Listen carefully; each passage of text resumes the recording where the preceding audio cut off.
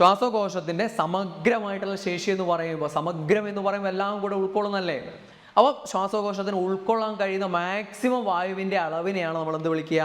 Total lung capacity അഥവാ ശ്വാസകോശത്തിൻ്റെ സമഗ്ര ശേഷി എന്ന് പറയുന്നത്. ഹായ് ഫ്രണ്ട്സ്, ഞാൻ സുജേഷ് പുറകാട്. എല്ലാവർക്കും എൻട്രി ആപ്പിലേക്ക് സ്വാഗതം. അപ്പോൾ ഇന്ന് നമ്മൾ പഠിക്കാൻ പോകുന്നത് കുറച്ച് ബുദ്ധിമുട്ടുള്ള ഒരു ഏരിയ ആണ്. പലരെയും സംബന്ധിച്ച ശ്വസനവുമായിട്ട് ബന്ധപ്പെട്ട കുറച്ച് കാര്യങ്ങൾ മനസ്സിലാക്കാൻ ബുദ്ധിമുട്ടുള്ള ഒരു ഏരിയ ആണ്. പക്ഷേ റയർ ക്വസ്റ്റ്യൻസ് എന്നുള്ള രീതിയിൽ പരീക്ഷയിൽ ചില ചോദ്യങ്ങൾ വരികയും നിർണായകമായിട്ട് മാറുകയും ചെയ്തിട്ടുണ്ടായിരുന്നു. അതായത് 9ാം ക്ലാസ്സിലെ 4ാമത്തെ ചാപ്റ്റർ നിങ്ങൾ ടൈഡൽ വോളിയവും വൈറ്റൽ കപ്പാസിറ്റി എന്താണെന്ന് മാത്രം പഠിക്കുന്നുണ്ട്. അതേസമയം +1 ഇവിടെ ശ്വസന വ്യവസ്ഥയായിട്ട് ബന്ധപ്പെട്ടുള്ള വേറെയും ചില അളവുകളെക്കുറിച്ചും കാര്യങ്ങളൊക്കെ പഠിക്കുന്നുണ്ട്.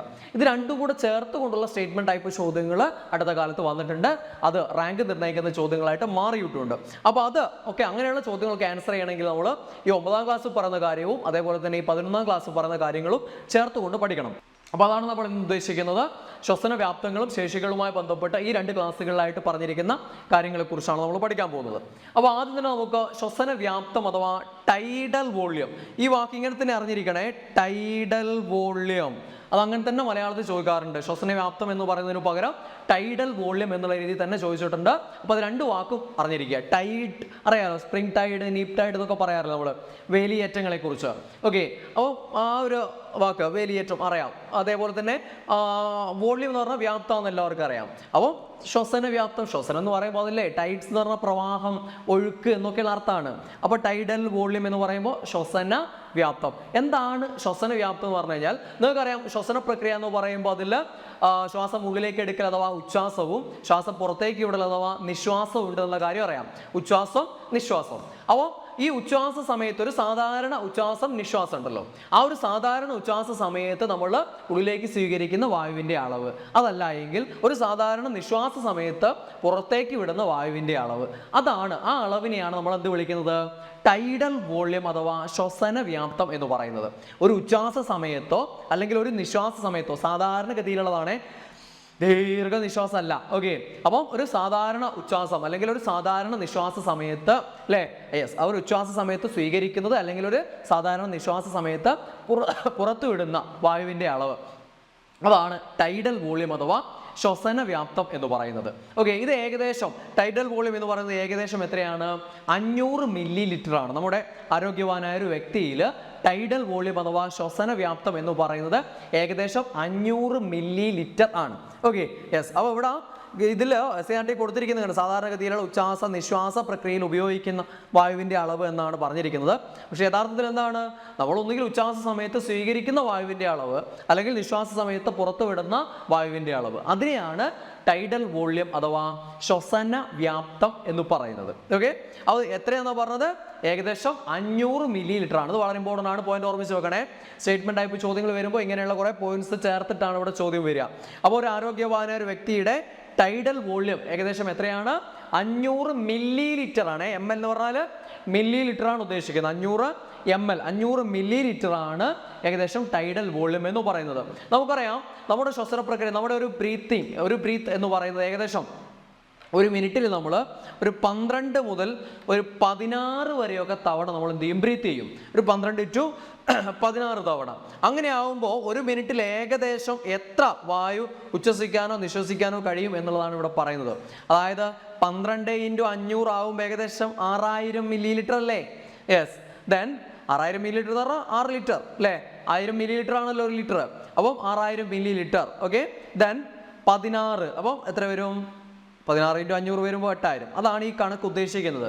അപ്പം ഒരു ബ്രീത്ത് അല്ലെ, ഒരു മിനിറ്റിൽ ഒരു 12 മുതൽ 16 വരെ ബ്രീത്ത് നമുക്ക് എടുക്കാൻ പറ്റും. അപ്പോൾ അങ്ങനെ നോക്കുമ്പോൾ ഏകദേശം 6000 മില്ലി ലിറ്റർ മുതൽ 8000 മില്ലി ലിറ്റർ വരെ ഒരു മിനിറ്റിൽ അല്ലേ നമ്മൾ ഉച്ഛ്വസിക്കാനോ അല്ലെങ്കിൽ നിശ്വസിക്കാനോ സാധിക്കും എന്നുള്ള കണക്കാണ് ഇവിടെ പറയുന്നത്.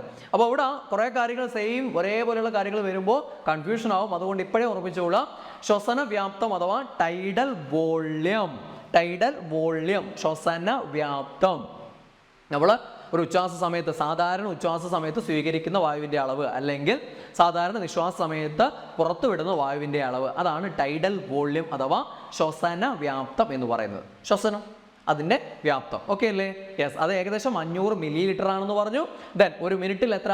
ഏകദേശം 6000 മില്ലി ലിറ്റർ മുതൽ 8000 മില്ലി ലിറ്റർ വരെ വായുവിൻ്റെ അളവ് നമുക്ക് സ്വീകരിക്കാൻ സാധിക്കും. ഒന്നുകിൽ ഉച്ഛ്വസിക്കാനോ അല്ലെങ്കിൽ നിശ്വസിക്കാനോ സാധിക്കും എന്നുള്ളതാണ്.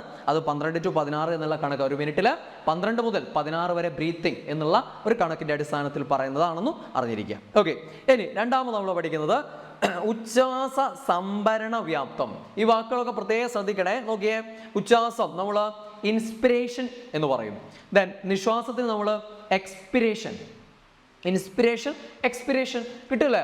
ഇൻസ്പയർ ചെയ്യുക, എക്സ്പയർ ചെയ്യുക. ഇൻ എന്ന് പറയുമ്പോൾ ഉള്ളിലേക്ക് എന്നുള്ള അർത്ഥത്തിലാണ്. ഇൻട്രാ കേട്ടില്ല? ഇൻട്രാവിനസ് തുക, ഇൻട്രാ ഉള്ളിലേക്ക്, വിത്തിൻ എന്നുള്ള അർത്ഥവും. എക്സ എന്ന് പറയുമ്പോൾ എക്സോ പുറത്തേക്ക് എന്നുള്ള അർത്ഥമല്ല, എക്സോസ്ഫിയർ പുറത്തുള്ള പാളിയല്ലേ. അപ്പോൾ ഇൻസ്പിരേഷൻ എക്സ്പിരേഷൻ, ആ രീതിയിൽ രണ്ട് വാക്കുകൾ അറിഞ്ഞിരിക്കണം. അപ്പോൾ ഇൻസ്പിരേഷൻ ഉച്ഛ്വാസം, എക്സ്പിരേഷൻ നിശ്വാസം. അപ്പം inspiratory reserve volume, inspiratory reserve volume IRV നമുക്ക് ചുരുക്കി വിളിക്കാം. അതിനെയാണ് ഉച്ഛ്വാസ സംഭരണ വ്യാപ്തം എന്ന് പറയുന്നത്. ഈ രണ്ട് വാക്കുകൾ അറിഞ്ഞിരിക്കണം. ഇങ്ങനെ തന്നെ എടുത്ത് ചോദിക്കുമ്പോൾ ആകെ കൺഫ്യൂഷൻ ആയി പോകും. അതുകൊണ്ട് മനസ്സിൽ ഉറപ്പിച്ച് കാര്യം മനസ്സിലാക്കി പഠിക്കുക. അതാ ഇൻസ്പിരേറ്ററി റിസർവ് വോള്യം, ഉച്ഛ്വാസ സംഭരണ വ്യാപ്തം, ഉച്ഛ്വാസ സംഭരണ വ്യാപ്തം. ആ വാക്ക് അങ്ങനെ തന്നെ പഠിച്ചു കഴിഞ്ഞാൽ കാര്യം എന്താണെന്ന് മനസ്സിലാവും. ഇതാ ഉച്ഛ്വാസത്തിലൂടെ സംഭരിക്കപ്പെടുന്ന വായുവിൻ്റെ വ്യാപ്തം. അതായത് നിങ്ങൾ ദീർഘമായിട്ടുള്ള ഒരു ഉച്ഛ്വാസം എടുക്കുകയാണെങ്കിൽ, ഒരു ദീർഘമായ ഉച്ഛ്വാസത്തിലൂടെ ഒരു വ്യക്തി ഉള്ളിലേക്ക് എടുക്കുന്ന അധിക വായുവിൻ്റെ അളവാണ് എന്ത്? ഉച്ഛ്വാസ സംഭരണ വ്യാപ്തം എന്ന് പറയുന്നത്. അതായത് അധികമായി എടുക്കുന്നത്, നമ്മൾ സാധാരണ എടുക്കുന്നുണ്ടല്ലോ, സാധാ ഒരു ഉച്ഛ്വാസം നിശ്വാസം, അതിലൂടെ എടുക്കുന്നതിൽ നിന്നും അധികമായി എടുക്കുന്നതിൻ്റെ അളവ്, ആ അധികമായി എടുക്കുന്നത് സംഭരിക്കപ്പെടുന്നു. അങ്ങനെ ചിന്തിച്ചാൽ മതി. അപ്പോൾ ഉച്ഛ്വാസ സംഭരണ വ്യാപ്തം എന്ന് പറഞ്ഞാൽ ഒരു ദീർഘമായ ഒരു ശക്തമായ ഉച്ഛ്വാസത്തിലൂടെ ഉള്ളിലേക്ക് എടുക്കുന്ന എന്താണ് അധികമായിട്ടുള്ള വായുവിൻ്റെ അളവാണ് എന്ത്? യെസ്, ഉച്ഛ്വാസ സംഭരണ വ്യാപ്തം എന്ന് പറയും. ക്ലിയർ ആയില്ലേ? ദീർഘമായ ഉച്ഛ്വാസത്തിലൂടെ ഉള്ളിലേക്ക് എടുക്കുന്ന അധികമായിട്ടുള്ള വായുവിൻ്റെ അളവ്, അതാണ് ഉച്ഛ്വാസ സംഭരണ വ്യാപ്തം. അങ്ങനെ ചിന്തിക്കുക. അല്ലെങ്കിൽ ഒരു ശക്തമായ ഉച്ഛ്വാസം എടുക്കുമ്പോൾ നമ്മൾ സാധാരണ നേരത്തെ പറഞ്ഞ സാധാ ശ്വസനം ഉണ്ടല്ലോ, ഉച്ഛ്വാസവും നിശ്വാസവും, അതിൽ നിന്നും അധികമായിട്ട് വായു വലിച്ചെടുക്കും. അതിൻ്റെ അളവാണ്, അങ്ങനെ സംഭരിക്കപ്പെടുന്ന വായുവിൻ്റെ അളവാണ് എന്ത്? ഉച്ഛ്വാസ സംഭരണ വ്യാപ്തം എന്ന് പറയുന്നത്. ഇൻസ്പിരേറ്ററി റിസർവ് വോള്യം. ഇത് ഏകദേശം എത്രയാണ്? 2500 മുതൽ 3000 മില്ലി ലിറ്റർ വരെയാണ്. എങ്ങനെ ഓർമ്മിക്കാം? നമ്മൾ നേരത്തെ പറഞ്ഞില്ലേ, ശ്വസന വ്യാപ്തം ടൈഡൽ വോള്യം 500 മില്ലി ലിറ്റർ എന്ന് പറഞ്ഞില്ലേ? 500 മില്ലി ലിറ്റർ എന്ന് പറഞ്ഞില്ലേ? യെസ്, ഇവിടെ എത്രയാണിത്? 2500 മില്ലി ലിറ്റർ മുതൽ 3000 വരെയാണ്. അതായത് ഇതിൻ്റെ എത്ര മടങ്ങ്? 5 മടങ്ങാണ് ഓർമ്മിക്കുക. 5 മുതൽ 6 മടങ്ങ് വരെ. അപ്പോൾ ആദ്യത്തെ ഓർമ്മിക്കുക, ടൈഡൽ വോള്യം അഥവാ ശ്വസന വ്യാപ്തം 500 മില്ലി ലിറ്റർ, അതിൻ്റെ 5 മടങ്ങ് മുതൽ 6 മടങ്ങ് വരെ. ഓക്കെ, അപ്പോൾ 2500 to 3000 മില്ലി ലിറ്റർ വരെയാണ്. ഓക്കെ, യെസ്, ഏകദേശം എന്തെന്ന് ഓർമ്മിച്ച് വെക്കുക? യെസ്, ഉച്ഛ്വാസ സംഭരണ വ്യാപ്തം, അതായത് ഇൻസ്പിരേറ്ററി റിസർവ് വോള്യം. ഓക്കെ അല്ലേ? ആ റിസർവിൻ്റെ കാര്യം ഓർമ്മിക്കുക, സംഭരിക്കപ്പെടുന്നത് ഇൻസ്പിരേറ്ററി റിസർവ് വോള്യം. ദീർഘമായിട്ടുള്ളൊരു ഉച്ഛ്വാസം എടുക്കുന്നു, അപ്പോൾ നമുക്ക് സാധാരണ വേണ്ടതിനേക്കാൾ കൂടുതൽ കിട്ടും. ആ കൂടുതലുള്ളതാണ് സംഭരിക്കപ്പെടുന്നത്, അങ്ങ് ഓർമ്മിച്ച് വെച്ചാൽ മതി. Okay, yes. അപ്പോൾ അതിൽ കൂടെ കിട്ടുന്ന അധിക വായുവിൻ്റെ അളവ്, അതാണ് എന്ത്? ഉച്ഛ്വാസ സംഭരണ വ്യാപ്തം. ക്ലിയർ അല്ലേ? യെസ്, അത് 2500 മുതൽ 3000 വരെ, അതായത് സാധാരണ ശ്വസന വ്യാപ്തത്തിൻ്റെ 5 മടങ്ങ് മുതൽ 6 മടങ്ങ് വരെ എന്നുള്ളത് ഓർമ്മിച്ചാൽ മതി. അപ്പോൾ ആ സംഖ്യയും ഓർമ്മിക്കാൻ പറ്റും. ഇനി അടുത്തത് നേരെ തിരിച്ച് നിശ്വാസ സംഭരണ വ്യാപ്തം. ഉച്ഛ്വാസ സംഭരണ വ്യാപ്തത്തിന് നേരെ വിപരീതം നിശ്വാസ സംഭരണ വ്യാപ്തം. നിശ്വാസത്തിന് എന്താ പറയുക? എക്സ്പിരേഷൻ. അപ്പോൾ എക്സ്പിരേറ്ററി റിസർവ് വോള്യം, ERV എന്ന് വിളിക്കാം. എക്സ്പിരേറ്ററി റിസർവ് വോള്യം. ഓക്കെ, നിശ്വാസ സംഭരണ വ്യാപ്തം. ഒരു സാധാരണ നിശ്വാസത്തിലൂടെ പുറത്തു പോകുന്ന ഒരു അളവുണ്ടാകുമല്ലോ. അപ്പം ദീർഘനിശ്വാസം വിടുക, അതായത് ശക്തമായ നിശ്വാസത്തിലൂടെ നമ്മൾ അധികമായിട്ട് പുറത്തേക്ക് പുറന്തള്ളാൻ പറ്റും. അതിൻ്റെ അളവാണ് എന്ത്? നിശ്വാസ സംഭരണ വ്യാപ്തം എന്ന് പറയുന്നത്. അതാണ് ശക്തമായിട്ടുള്ള നിശ്വാസത്തിലൂടെ പുറന്തള്ളാൻ കഴിയുന്ന അധിക വായുവിൻ്റെ അളവ്, അതിനെയാണ് നിശ്വാസ സംഭരണ വ്യാപ്തം. ഉച്ഛ്വാസ സംഭരണ വ്യാപ്തം ക്ലിയർ ആയിരുന്നല്ലോ. അതേപോലെ തന്നെ നിശ്വാസ സംഭരണ വ്യാപ്തം അത്രയേ ഉള്ളൂ. അതായത് എന്താണ്? നമ്മളൊരു ശക്തമായ നിശ്വാസത്തിലൂടെ അധികമായിട്ട് പുറന്തള്ളുന്ന വായുവിൻ്റെ അളവ്, അധികമായിട്ട് പുറന്തള്ളുന്ന വായുവിൻ്റെ അളവ്. സാധാരണ നിശ്വാസത്തിലൂടെ പുറന്തള്ളുന്ന ഒരു കണക്കുണ്ട്, അതിനേക്കാളും അധികമായിട്ട് പുറന്തള്ളുക, ആ അധിക വായുവിൻ്റെ അളവ്, അതിനെയാണ് നമ്മൾ എന്ത് വിളിക്കുക? നിശ്വാസ സംഭരണ വ്യാപ്തം എന്ന് പറയുന്നത്.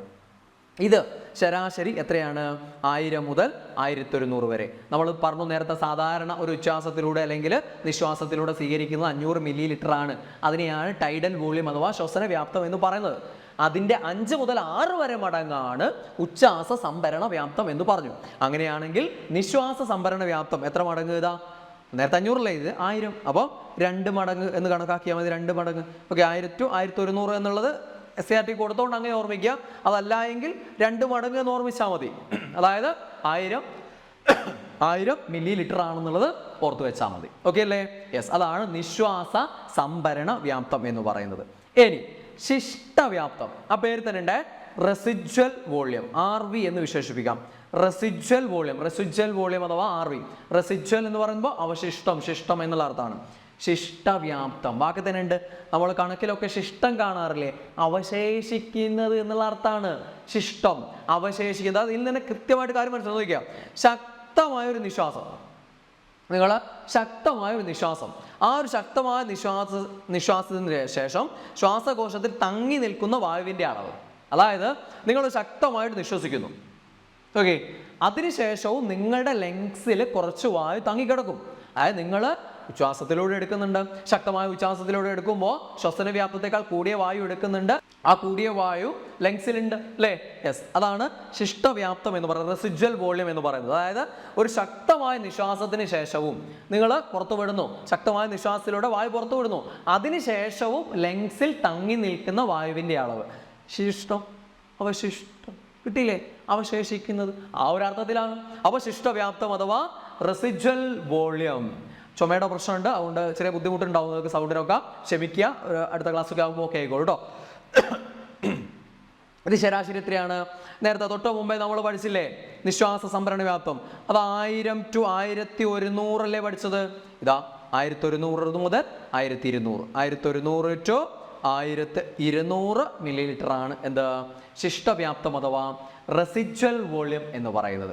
ഒരു ശക്തമായ നിശ്വാസത്തിന് ശേഷവും ശ്വാസകോശത്തിൽ തങ്ങി നിൽക്കുന്ന വായുവിൻ്റെ അളവിനെയാണ് നമ്മൾ എന്ത് പറയുക? ശിഷ്ടവ്യാപ്തം അഥവാ റെസിജ്വൽ വോളിയം. ആ വാക്ക് തന്നെ കിട്ടും. പിന്നെ ഇത് വായിച്ച് നോക്കിയാൽ കാര്യം മനസ്സിലാവും അല്ലേ? ആ വായിക്കുമ്പോൾ തന്നെ ഇതെങ്ങനെയാണല്ലോ, സ്റ്റേറ്റ്മെന്റ് ആയിട്ടാണല്ലോ ഉണ്ടാവുക. അപ്പോൾ നമുക്ക് എളുപ്പത്തിൽ കാര്യം മനസ്സിലായിക്കോളും. ശക്തമായൊരു നിശ്വാസം, അതിനുശേഷവും നമ്മുടെ ലങ്സിൽ തങ്ങി നിൽക്കുന്നത്. ശ്വസന പ്രക്രിയ എന്ന് പറയുമ്പോൾ മെയിനായിട്ട് ലങ്സ് ആണല്ലോ, അപ്പോൾ അവിടെ അവശേഷിക്കുന്നത് എന്നുള്ള അർത്ഥത്തിലാണ് ശിഷ്ടവ്യാപ്തം എന്ന് പറയുന്നത്. ഓക്കെ അല്ലേ? ഉച്ഛ്വാസ സംഭരണ വ്യാപ്തം എത്ര? അതിന് 5 മുതൽ 6 മടങ്ങ് വരെ, അപ്പോൾ 2500 to 3000 മില്ലി ലിറ്റർ വരെ. ഓക്കെ, ദെൻ നമ്മൾ നിശ്വാസ സംഭരണ വ്യാപ്തം പഠിച്ചു. അതെന്താണ്? 2 മടങ്ങ്, അപ്പോൾ 1000. Okay, 1000 millilitre. അതിൻ്റെ കൂടെ ഇത്തിരി കൂടി കൂട്ടി പറയാം, 1000 millilitre to 1100 millilitre. അവിടെ അവസാനിപ്പിച്ച് തുടങ്ങുന്നു ഇവിടെ ശിഷ്ടവ്യാപ്തം. 1100 millilitre to 1200 millilitre ആണെന്ത്? ശിഷ്ടവ്യാപ്തം അഥവാ റെസിജ്വൽ വോളിയം എന്ന് പറയുന്നത്.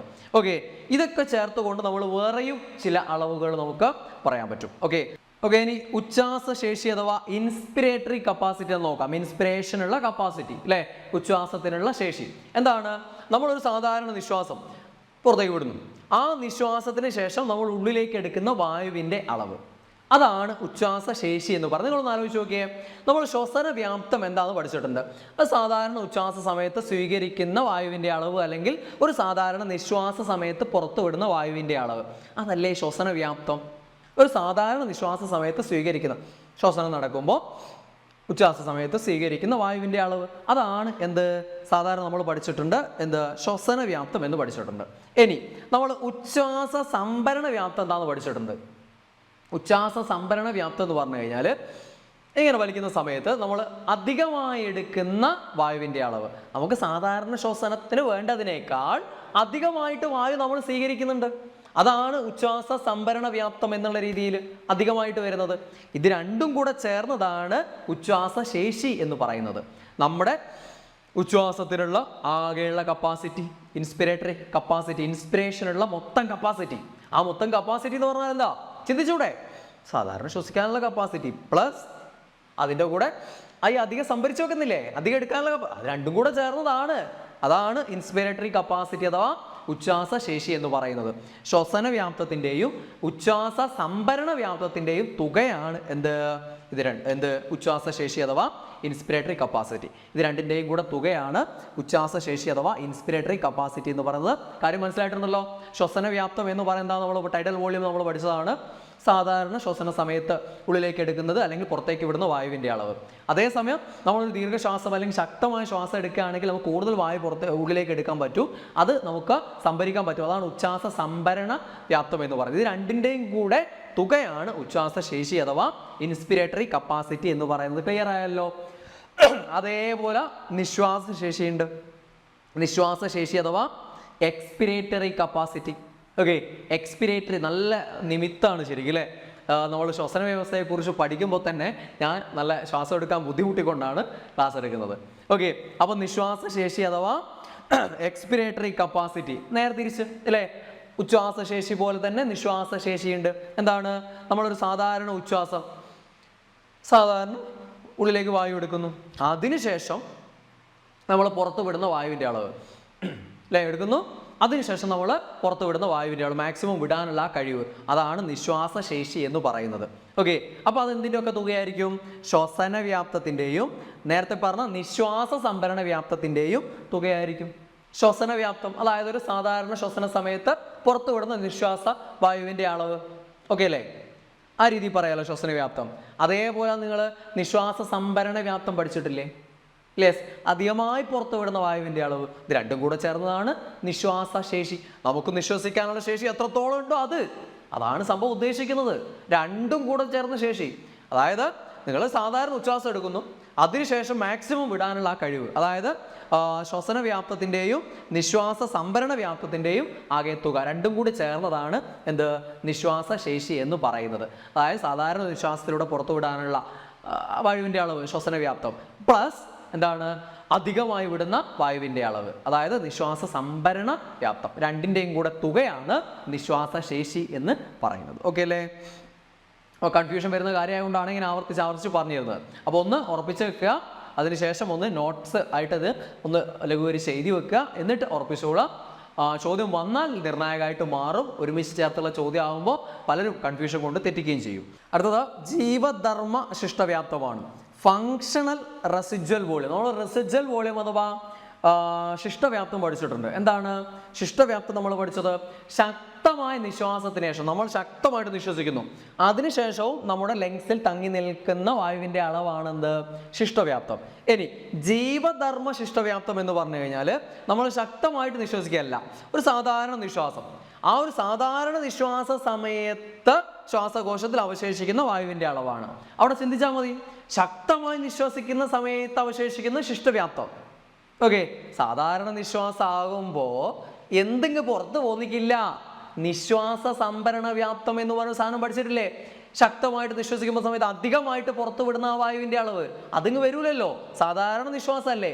അപ്പോൾ സാധാരണ നിശ്വാസത്തിന് ശേഷം ശ്വാസകോശത്തിൽ അവശേഷിക്കുന്ന വായുവിൻ്റെ അളവ് എന്ന് പറയുമ്പോൾ അവിടെ നിശ്വാസ സംഭരണ വ്യാപ്തവും ശിഷ്ടവ്യാപ്തവും ഉൾപ്പെട്ടതായിരിക്കും. അതായത് ശിഷ്ടവ്യാപ്തം എന്ന് പറഞ്ഞാൽ എന്താണ്? ശക്തമായി നിശ്വസിച്ച് കഴിഞ്ഞാൽ മാക്സിമം പോരാവുന്നൊക്കെ പോന്നിട്ട് അവശേഷിക്കുന്ന ചെറിയ അളവിലുള്ള സാധനം, അതാണ് ശിഷ്ടവ്യാപ്തം എന്ന് പറയുന്നത്. ചെറിയ അളവിലുള്ള വായുവിൻ്റെ അളവാണ് ശിഷ്ടവ്യാപ്തം. അതിൻ്റെ കൂടെ എന്തുകൂടെ പെടും?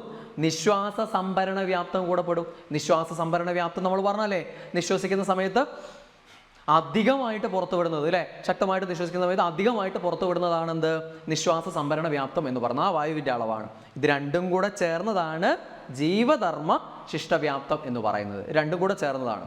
ഓക്കെ, യെസ്, അത് രണ്ടും കൂടെ ചേർന്നതായിരിക്കും ജീവധർമ്മ ശിഷ്ടവ്യാപ്തം എന്ന് പറയുന്നത്. അതായത് ഒരു സാധാരണ നിശ്വാസത്തിന് ശേഷം ശ്വാസകോശത്തിൽ അവശേഷിക്കുന്ന വായുവിൻ്റെ അളവ്, അതാണ് ഉദ്ദേശിക്കുന്നത്. ഓക്കെ, ക്ലിയർ അല്ലേ? ഇനി അടുത്തത് ഏറ്റവും പ്രധാനപ്പെട്ട സാധനം വൈറ്റൽ കപ്പാസിറ്റി. വൈറ്റൽ കപ്പാസിറ്റി നമുക്ക് വേണമെങ്കിൽ VC എന്ന് ചുരുക്കി വിളിക്കാം അല്ലേ. വൈറ്റൽ കപ്പാസിറ്റി ഇത് നമ്മുടെ ലങ്സിൻ്റെ ആരോഗ്യത്തെ അല്ലേ, അല്ലെങ്കിൽ നമ്മുടെ ഔരസാശയത്തിൻ്റെ ആരോഗ്യത്തെയൊക്കെ സൂചിപ്പിക്കുക വൈറ്റൽ കപ്പാസിറ്റി എന്നുള്ള വാചകം കൊണ്ടാണ്. വൈറ്റൽ കപ്പാസിറ്റി എന്ന് പറഞ്ഞാൽ നമ്മൾ ഒരു ശക്തമായിട്ടൊന്ന് നിശ്വസിക്കുന്നു, എന്നിട്ട് അതിനുശേഷം നമുക്ക് വലിച്ചെടുക്കാൻ കഴിയുന്ന വായുവിൻ്റെ മാക്സിമം അളവ്, അതിനെയാണ് നമ്മൾ എന്ത് പറയാം? വൈറ്റൽ കപ്പാസിറ്റി എന്ന് പറയാം. നമ്മൾ ശക്തമായിട്ടൊന്ന് നിശ്വസിക്കുന്നു, ഓക്കെ, അതിനുശേഷം നമുക്ക് മാക്സിമം എത്ര വലിച്ചെടുക്കാൻ പറ്റുമോ അതിൻ്റെ അളവ്. ഇനി നേരെ തിരിച്ചും പറയാം. ഓക്കെ, നമ്മൾ എന്ത് ചെയ്യുന്നു? ശക്തമായിട്ടൊന്ന് ഉച്ഛ്വാസം അല്ലേ വലിച്ചെടുക്കുന്നു. അതിനുശേഷം നമ്മൾ മാക്സിമം പുറത്തേക്ക് വിടുന്നു. ആ പുറത്തേക്ക് വിടുന്ന വായുവിൻ്റെ അളവ്. അപ്പം രണ്ട് രീതിയിൽ പറയാം. ശക്തമായ നിശ്വാസത്തിന് ശേഷം ഉള്ളിലേക്ക് വലിച്ചെടുക്കുന്ന വായുവിൻ്റെ അളവ്, അല്ലെങ്കിൽ ഒരു ശക്തമായ ഉച്ഛ്വാസത്തിന് ശേഷം പുറത്തേക്ക് വിടുന്ന വായുവിൻ്റെ അളവ്. അതാണ് എന്ത്? വൈറ്റൽ കപ്പാസിറ്റി എന്ന് പറയുന്നത്. ഓക്കെ, വൈറ്റൽ കപ്പാസിറ്റി എന്ന് പറയും. ഓക്കെ, ഇത് വളരെ ഇമ്പോർട്ടൻ്റ് ആണ്. ഇതാണ് നിങ്ങളുടെ പരീക്ഷയിൽ ഏറ്റവും സാധ്യതയുള്ള ചോദ്യം. ആരോഗ്യവാനായിട്ടുള്ള ഒരു പുരുഷൻ്റെ വൈറ്റൽ കപ്പാസിറ്റി എന്ന് പറയുന്നത് 4.5 ലിറ്റർ ആണ്. അതേപോലെ തന്നെ ആരോഗ്യവതിയായ ഒരു സ്ത്രീയുടെ വൈറ്റൽ കപ്പാസിറ്റി എന്ന് പറയുന്നത് 3 ലിറ്റർ ആണ്. ഓക്കെ, ഇന്നത്തെ പോരായ്മകളൊക്കെ നിങ്ങൾ ക്ഷമിക്കണേ, തീരെ വയ്യ, ഒരു രക്ഷയില്ലാത്തതുകൊണ്ടാണ്. നമ്മളെ ബുധനാഴ്ചകളിൽ സ്ഥിരം 7 മണിക്ക് വേണം എന്നുള്ളത് കൊണ്ടാണ് ഇന്നത് എടുക്കുന്നത്. ഒരു രക്ഷയില്ലാത്തത് കൊണ്ട് മാത്രമാണ്. അപ്പോൾ ഇന്നത്തെ പോരായ്മകളൊക്കെ നിങ്ങൾ ക്ഷമിക്കുക കേട്ടോ. ഓക്കെ, അപ്പം ആരോഗ്യവാനായ ഒരു പുരുഷൻ്റെ വൈറ്റൽ കപ്പാസിറ്റി എന്ന് പറയുന്നത് 4.5 ലിറ്ററും ആരോഗ്യവാദിയായ ഒരു സ്ത്രീയുടെ വൈറ്റൽ കപ്പാസിറ്റി എന്ന് പറയുന്നത് 3 ലിറ്ററുമാണെന്ന് ഓർമ്മിച്ച് വെക്കുക. അത് വളരെ ഇമ്പോർട്ടൻ്റ് ആയിട്ടുള്ളൊരു പോയിൻ്റാണ്. ചോദിക്കാൻ ഏറ്റവും സാധ്യത വൈറ്റൽ കപ്പാസിറ്റിയാണ്. വൈറ്റൽ കപ്പാസിറ്റി നമ്മുടെ ലങ്സിൻ്റെ അല്ലെങ്കിൽ ശ്വസന വ്യവസ്ഥയുടെ കഴിവിനെ സൂചിപ്പിക്കുന്ന വാക്കാണ്. ഔരസാശയത്തിൻ്റെ ആരോഗ്യത്തെ സൂചിപ്പിക്കുന്ന വാക്കാണ് നമ്മുടെ വൈറ്റൽ കപ്പാസിറ്റി എന്ന് പറയുന്നത്. അപ്പോൾ വൈറ്റൽ കപ്പാസിറ്റി എന്ന് പറയുമ്പോൾ ശക്തമായിട്ട് നിശ്വസിക്കുന്നു, അതിനുശേഷം നമുക്ക് എത്ര മാക്സിമം ഉൾക്കൊള്ളാൻ കഴിയുന്ന വായുവിൻ്റെ അളവാണ്. അല്ലെങ്കിൽ നേരെ തിരിച്ചു പറയാം, ശക്തമായിട്ട് ഉച്ഛ്വസിക്കുന്നു, വലിച്ചെടുക്കുന്നു മാക്സിമം, അതിനുശേഷം വിടാൻ കഴിയുന്ന ഏറ്റവും മാക്സിമം അളവ്. അതാണ് എന്ത്? വൈറ്റൽ കപ്പാസിറ്റി എന്ന് പറയുന്നത്. അപ്പോൾ ഇത്രയും ടേംസ് ഇവിടെ അറിഞ്ഞിരിക്കണം. പിന്നെ ഇതുകൂടെ എന്താണ്? ശ്വാസകോശത്തിൻ്റെ സമഗ്രശേഷി അഥവാ total lung capacity. Total lung capacity അത് കേൾക്കുമ്പോൾ തന്നെ അറിയാം. ശ്വാസകോശത്തിൻ്റെ സമഗ്രശേഷി എന്ന് പറയുമ്പോൾ ശക്തമായിട്ടുള്ള ഒരു ഉച്ഛ്വാസത്തിൻ്റെ അവസാനത്തിൽ ശ്വാസകോശം ഉൾക്കൊള്ളുന്ന പരമാവധി വായുവിൻ്റെ അളവാണ്. ശ്വാസകോശത്തിൻ്റെ സമഗ്രമായിട്ടുള്ള ശേഷി എന്ന് പറയുമ്പോൾ, സമഗ്രം എന്ന് പറയുമ്പോൾ എല്ലാം കൂടെ ഉൾക്കൊള്ളുന്നല്ലേ. അപ്പോൾ ശ്വാസകോശത്തിന് ഉൾക്കൊള്ളാൻ കഴിയുന്ന മാക്സിമം വായുവിൻ്റെ അളവിനെയാണ് നമ്മൾ എന്ത് വിളിക്കുക? ടോട്ടൽ ലങ് കപ്പാസിറ്റി അഥവാ ശ്വാസകോശത്തിൻ്റെ സമഗ്ര ശേഷി എന്ന് പറയുന്നത്.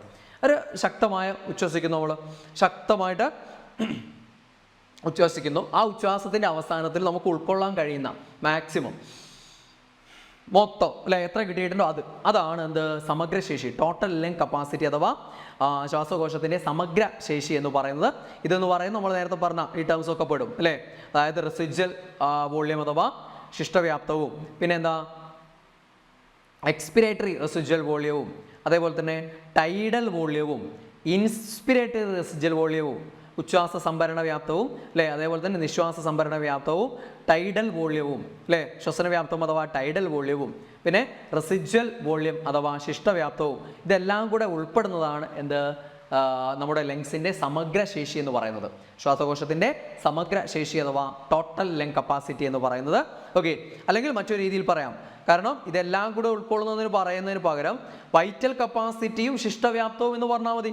കാരണം ഈ ശിഷ്ടവ്യാപ്തം അഥവാ റെസിജ്വൽ വോള്യം അല്ലെ, ഇതൊഴികെ ബാക്കി ഇതെല്ലാം കൂടെ ചേർന്നതാണല്ലോ വൈറ്റൽ കപ്പാസിറ്റി എന്ന് പറയുന്നത്. നമുക്ക് ഉൾക്കൊള്ളാൻ കഴിയുന്ന മാക്സിമം വായുവിൻ്റെ അളവ്, അതാണ് വൈറ്റൽ കപ്പാസിറ്റി എന്ന് പറയുന്നത്. ആ വൈറ്റൽ കപ്പാസിറ്റിയുടെ കൂടെ ശിഷ്ടവ്യാപ്തം അല്ലേ, ശിഷ്ടവ്യാപ്തം അഥവാ റെസിജ്വൽ വോള്യം കൂടെ ചേർന്നതാണ് എന്ത്? ശ്വാസകോശത്തിൻ്റെ സമഗ്ര ശേഷി എന്ന് പറയുന്നത്. Okay, yes. അതായത് നമുക്കൊരു ശക്തമായ ഒരു ഉച്ഛ്വാസത്തിൽ ഉൾക്കൊള്ളാൻ കഴിയുന്നതും പ്ലസ് നേരത്തെ അല്ലേ ശേഷിക്കുന്നുണ്ടല്ലോ, നേരത്തെ ഒരു ഇതിൻ്റെ ബ്രീത്തിങ്ങിൻ്റെ ഭാഗമായിട്ട് അവിടെ തങ്ങി നിൽക്കുന്ന ആ ഒരു ചെറിയ അളവിലുള്ളതുണ്ടല്ലോ, അതാണ് ശിഷ്ടവ്യാപ്തം, നേരത്തെ പഠിച്ചിട്ടില്ലേ. അത് രണ്ടും കൂടെ ചേർന്നതാണ് എന്ത്? യെസ്, ശ്വാസകോശത്തിൻ്റെ സമഗ്ര ശേഷി എന്ന് പറയുന്നത്. അപ്പോൾ ഇത്രയും കാര്യങ്ങൾ ഇവിടെ ഉണ്ട്, നല്ല കൺഫ്യൂസിങ് ആയിട്ടുള്ള കാര്യങ്ങളാണ്. അപ്പം ഒന്നുകൂടെ കേട്ട് മനസ്സിലാക്കുക, കാര്യങ്ങൾ നോട്ട് ചെയ്ത് വെച്ച് മനസ്സിലാക്കുക. എൻ്റെ ഒരു ശ്വസനത്തിൻ്റെ ബുദ്ധിമുട്ട് കൊണ്ട് സാധാരണ ചെയ്യുന്ന പോലെ എനിക്ക് അത്ര നല്ല രീതിയിൽ നിങ്ങൾക്ക് പറഞ്ഞുതരാൻ പറ്റിയിട്ടില്ല എന്ന് തന്നെയാണ് എനിക്ക് തോന്നുന്നത്. പക്ഷേ രക്ഷയില്ലാത്തത് കൊണ്ട് മാത്രമാണ് നമ്മൾ ഇത് നിങ്ങളുടെ മുന്നിലേക്ക് വന്നത്. ഇനി നമ്മൾ ഈ ശ്വസന വ്യവസ്ഥയെ ബാധിക്കുന്ന ചില രോഗങ്ങൾ, ചില ദോഷങ്ങളും കാര്യങ്ങളൊക്കെയാണ്. അതിൽ ശ്വസന വ്യവസ്ഥയെ ബാധിക്കുന്ന ഒരു പ്രധാന ദുശീലമാണ് പുകവലി എന്ന് പറയുന്നത്. പുകവലിയുടെ ഫലമായിട്ട് നമുക്ക് ലങ് ക്യാൻസർ അഥവാ ശ്വാസകോശാർബുദത്തിന് കാരണമാവും, എംഫിസിമയ്ക്ക് കാരണമാവും അല്ലേ. അങ്ങനെയുള്ള പല ദൂഷ്യഫലങ്ങളുണ്ട്. ഇത് വളരെ ഇമ്പോർട്ടൻ്റ് ആണ്, കാരണം ജീവിതശൈലി രോഗങ്ങൾ നിങ്ങൾക്ക് പഠിക്കാനുള്ളതാണ്. അവിടെ ജീവിതശൈലി രോഗങ്ങളായിട്ട് ബന്ധപ്പെട്ടും ഇവിടെ നിന്ന് ചോദ്യങ്ങൾ വരാറുണ്ട്. അതുകൊണ്ട് വളരെ ഇമ്പോർട്ടൻ്റ് ആണ്. ലങ് ക്യാൻസർ അഥവാ ശ്വാസകോശാർബുദത്തിന് കാരണമാകും അല്ലേ. അതായത് കാർസിനോജനുകൾ, പുകയിലയിൽ അടങ്ങിയിട്ടുള്ള കാർസിനോജനുകൾ, ക്യാൻസർ കോസിങ് സബ്സ്റ്റൻസ്, അതിനെയാണ് നമ്മൾ എന്ത് വിളിക്കുക? കാർസിനോജനുകൾ എന്ന് പറയാം. ഇത്തരം കാർസിനോജനുകൾ എന്തിനിടയാക്കും? ലങ് ക്യാൻസറിന് ഇടയാക്കും. Then emphysema. എന്താണ് എംഫിസിമ? എംഫിസിമ ശ്വസന വ്യവസ്ഥയെ ബാധിക്കുന്ന കുറച്ച് മാരകമായിട്ടുള്ള രോഗമാണെന്ത്? എംഫിസിമ എന്ന് പറയുന്നത്. നമ്മുടെ ലങ്സിലുള്ള വായു അറകളുടെ ഇലാസ്തികത നഷ്ടപ്പെടുകയാണ്. അങ്ങനെ വായു അറകളുടെ ഇലാസ്തികത നഷ്ടപ്പെടുന്നത് മൂലം ശ്വസന പ്രതല വിസ്തീർണം, അതായത് ചിത്രം കണ്ടാൽ നിങ്ങൾക്ക് അറിയാം, എംഫിസിമ ബാധിക്കാത്ത വായു അറകൾ കണ്ടത് നിങ്ങൾ നല്ല വൃത്തിയിലും നല്ല വലുപ്പത്തിലും നല്ല പ്രതല വിസ്തീർണം നല്ലോണം ഉണ്ട്.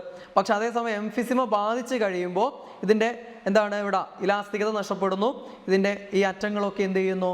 നശിച്ചു പോകുന്നു. അപ്പോൾ അങ്ങനെ അതിൻ്റെ ഭാഗമായിട്ട് അവിടെ പ്രതല വിസ്തീർണം കുറഞ്ഞു വരികയാണ്. ഓക്കെ, വായു അറകളുടെ പ്രതല വിസ്തീർണം എന്ത് ചെയ്യുന്നു?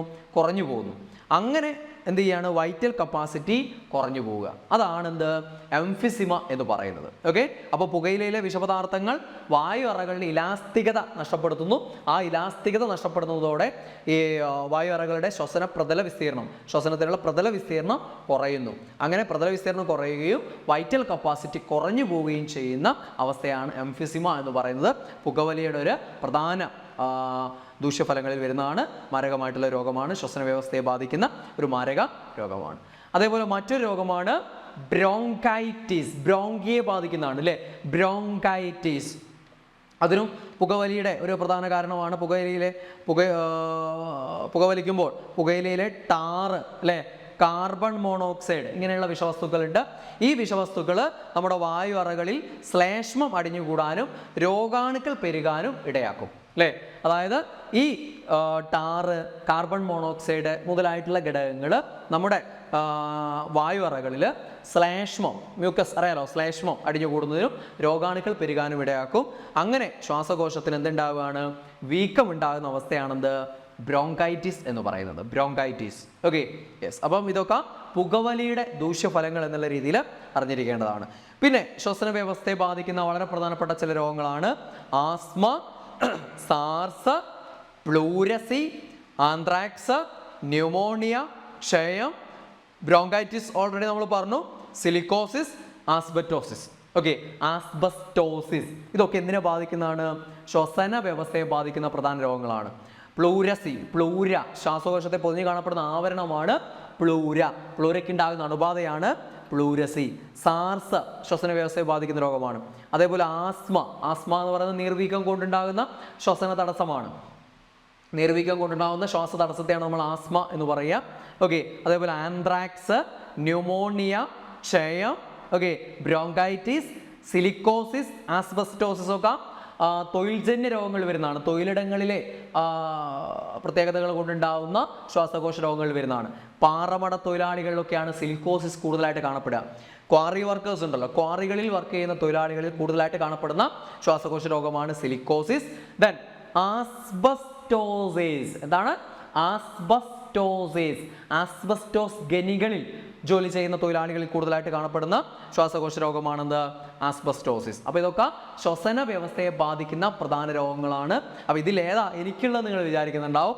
ഞാൻ കാണിച്ചു, എല്ലാം കൂടെ ഇത് മാറാത്ത ഒരാഴ്ചയിൽ കൂടുതലായ, അതുകൊണ്ട് ഞാൻ എല്ലാം കൂടി എല്ലാ ടെസ്റ്റുകളും ചെയ്തു. അവസാനം സൈലന്റ് ആസിഡ് റിഫ്ലക്സ് ആണെന്നാണ് പറഞ്ഞത്. അതായത് അസിഡിറ്റി പ്രശ്നം കൊണ്ട് ഇതിങ്ങനെ ഇങ്ങോട്ട് കയറി വരുന്നതാണ്, അതുകൊണ്ടാണ് ആ കണ്ടിന്യൂസ് ആയിട്ട് നിൽക്കുന്നത് എന്നുള്ളതാണ് പറഞ്ഞത്. അപ്പോൾ കംപ്ലീറ്റ് വോയിസ് റെസ്റ്റ്, 2 ആഴ്ച വോയിസ് റെസ്റ്റ് പറഞ്ഞാണ്. ഒരാഴ്ച ഞാൻ എടുത്തു നോക്കി, പക്ഷേ ഇന്നലെ ഞാൻ മുതൽ ക്ലാസ് എടുക്കാൻ വീണ്ടും തുടങ്ങി. അപ്പോൾ വീണ്ടും ബുദ്ധിമുട്ടായി എന്നുള്ളതാണ്. അപ്പോൾ ശരിയാവാൻ വേണ്ടി നിങ്ങളും ഒന്ന് മനസ്സിൽ ചിന്തിക്കുക കേട്ടോ. അപ്പോൾ നമുക്ക് പ്രധാനപ്പെട്ട ശ്വാസകോശ രോഗങ്ങൾ ഓർമ്മിക്കാമാണെങ്കിൽ നമുക്ക് ഈ ഒരു ഡയലോഗ് പറഞ്ഞാൽ വളരെ പ്രധാനപ്പെട്ട ശ്വാസകോശ രോഗങ്ങൾ അവിടെ നിന്ന് കിട്ടും. ഒരു കുട്ടിയാണ് ആസ്മ, ആസ്മയുടെ മാഷ്, ആസ്മയുടെ സാറ്. ഓക്കെ, ആസ്മയുടെ സാറിന് പ്ലൂരസിയും ഹൈദ്രോസിനും നാണിയമ്മയ്ക്കും ക്ഷയമാണ് എന്ന് പറഞ്ഞേ. ആസ്മയുടെ സാറിന് പ്ലൂരസിയും ഹൈദ്രോസിനും നാണിയമ്മയ്ക്കും ക്ഷയമാണ്. ആസ്മയുടെ സാറിന് പ്ലൂരസി, ആസ്മയുടെ സാറിന് പ്ലൂരസിയും ഹൈദ്രോസിനും നാണിയമ്മയ്ക്ക് എന്താണ്?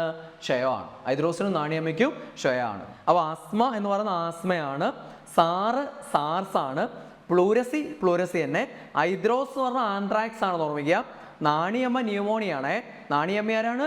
ന്യൂമോണിയാണ്. ദെൻ ക്ഷയം. ഓക്കെ, ഇതൊക്കെ എന്താണ് ലങ്സിനെ ബാധിക്കുന്ന പ്രധാന രോഗങ്ങളാണ്. പിന്നെ നമ്മൾ പറഞ്ഞ സിലിക്കോസിസ് ഉണ്ട് അല്ലേ, സിലിക്കോസിസ്, പിന്നെ എന്താണ് ആസ്ബസ്റ്റോസിസ് ഉണ്ട്, സിലിക്കോസിസ് ആസ്ബസ്റ്റോസിസ്, ഇതൊക്കെ എന്താണ് തൊഴിൽജന്യ രോഗങ്ങൾ വരുന്നതാണ്. പാറമട തൊഴിലാളികളിൽ കാണപ്പെടുന്ന ശ്വാസകോശ രോഗമാണ് സിലിക്കോസിസ്, വളരെ ഇമ്പോർട്ടൻറ്റ് ചോദിക്കാറുണ്ട്.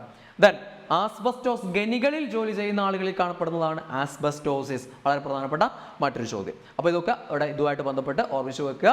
അപ്പോൾ ശ്വസനവുമായി ബന്ധപ്പെട്ടുള്ള ചില അളവുകളും അതേപോലെ തന്നെ ശ്വസന വ്യവസ്ഥയെ ബാധിക്കുന്ന രോഗങ്ങളെക്കുറിച്ചുമാണ് നമ്മൾ ഇന്ന് പഠിച്ചത്. പ്രധാനപ്പെട്ട ഒരു ഏരിയയാണ്. അപ്പോൾ എല്ലാവരും ചെറിയ ബുദ്ധിമുട്ടും കാര്യങ്ങളൊക്കെ ഉണ്ട്, അതുകൊണ്ട് ക്ഷമിക്കുക. അടുത്ത ക്ലാസ്സിൽ ഊർജ്ജത്തോടെ കാണാമെന്ന് ആഗ്രഹിക്കുന്നു. Okay, all the best, by.